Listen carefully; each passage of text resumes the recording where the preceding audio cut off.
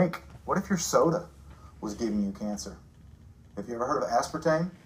I wanted to get the opinion of Dr. Daniel Newsom, and while I was in California, I was able to sit down with him and to get his opinion about aspartame that's in most diet sodas and its effect on our health. Google aspartame and look up all the different names for aspartame. It comes under quite a few different names, and not just an artificial sweetener.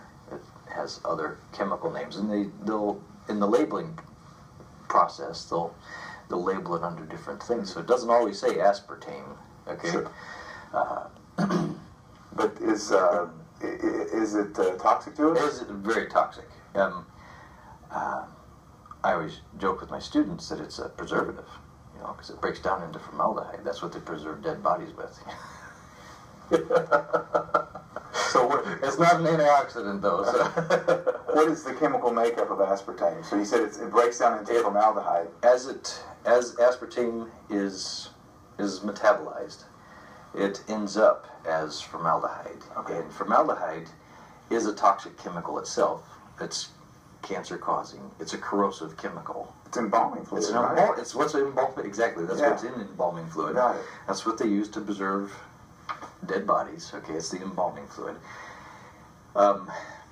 Formaldehyde is number one a neurotoxin. Okay, and it was originally designed as a neurotoxin in biological warfare weapons. Okay, it was a nerve gas component. Okay, so when we eat this, we ingest aspartame, it converts into formaldehyde and then starts to eat or corrode our nervous system. It's toxic to our nervous system. Wow. So we're eating something that is potentially a biological warfare agent. Yes, agent. Exactly. Now, the symptoms of neurotoxicity due to aspartame are identical to the symptoms of MS, multiple sclerosis. Identical. It can give you the exact same symptomology. And I've had, I can't tell you how many patients that we've pulled off of aspartame, off of all artificial sweeteners of any kind, and their diagnosis for MS had to disappear.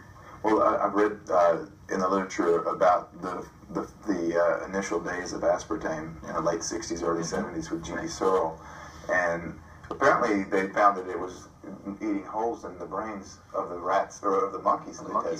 Exactly. It's a neurotoxin, and it's corrosive. It does. It's in essence what salt does to a car, car body.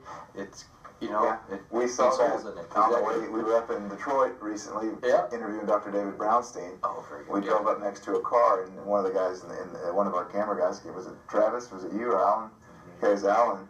Alan said, "Look at the car," and the whole, it was all just rotted out. It's because they salt the roads up here. Exactly. So aspartame does the same thing. Does the exact same thing. Does what salt would do to the body of a car, only it does it to your brain and your spinal cord. Are you thirsty for another diet soda now?